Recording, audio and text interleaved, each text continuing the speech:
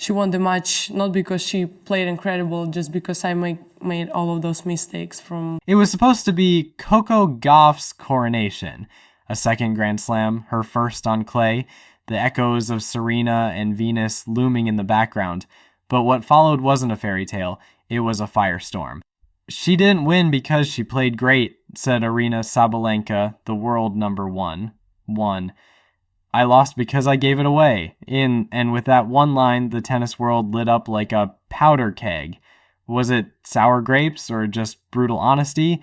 On June 7th, 2025, Gauff made history, but Sabalenka made headlines. What should have been a celebration turned into a controversy. So now the world is asking, was Sabalenka out of line, or was she just saying what others were thinking? Let's unravel the chaos, the quotes, the backlash, and the truth. Aryna Sabalenka isn't built for silence. Born in Minsk, Belarus, she roared her way through junior tennis with power, presence, and that unmistakable growl after every shot. She was never the darling of the court. She was a disruptor. By 2023, Sabalenka had won the Australian Open, shattered Iga Swiatek's dominance, and ascended to world number one. But being on top in tennis comes with a price. Every quote is amplified, every emotion dissected, and Sabalenka's emotions were never hidden. She laughed hard, cried harder, and after losses, she spoke, sometimes too quickly, sometimes too sharply, yet for many fans, that's what made her real. In contrast, Coco Gauff's rise was different, sculpted by media training, carved by expectation, and strengthened by grace under fire. The prodigy turned champion, Sabalenka and Gauff were two sides of a coin, power versus poise, fire versus ice. When they clashed in the 2025 French Open final, it wasn't just two players, it was two ideologies. Sabalenka's 2025 season was, by all metrics, dominant. She reached 7 finals, lifted 3 trophies, and posted 40 wins out of 47 matches. She wasn't just winning, she was suffocating opponents with explosive first serves and relentless aggression, until Roland Garros. The clay had always been tricky for Aryna. Movement, patience, consistency. These weren't her natural tools. Still, she fought, beat former champions, overcame Swiatek in a war of attrition, took down fan favorites with swagger, and then came the final, June 7th, Paris, wind swirling, the stadium open to the elements. Gauff across the net, calm and locked in.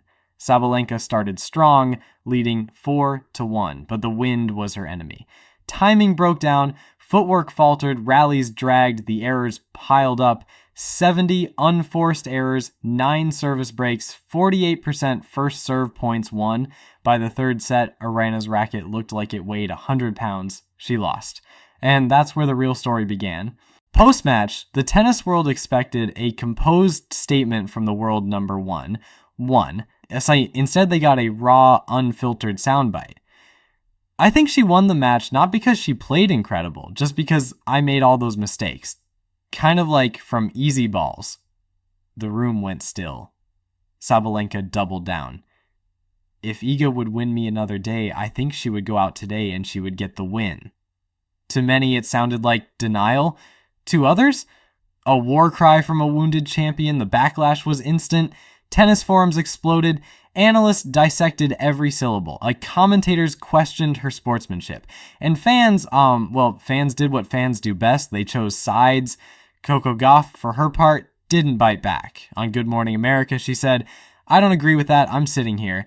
Classy, director, unshakable.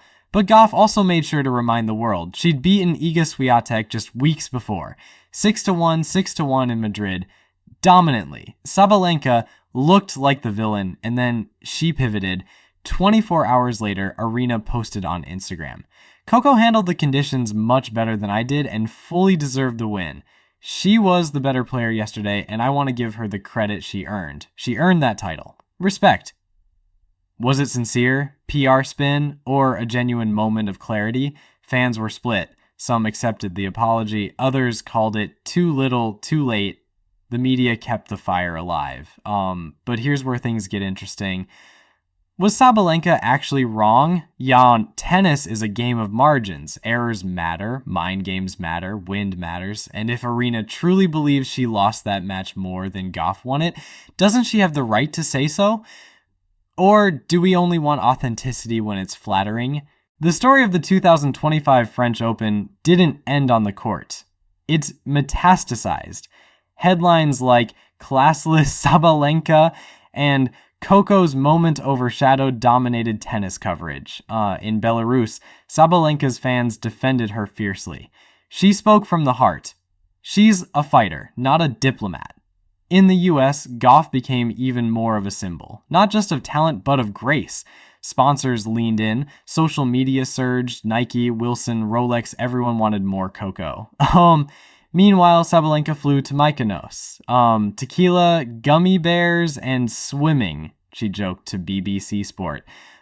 Trying to disconnect, trying to forget, but can the number one afford to forget?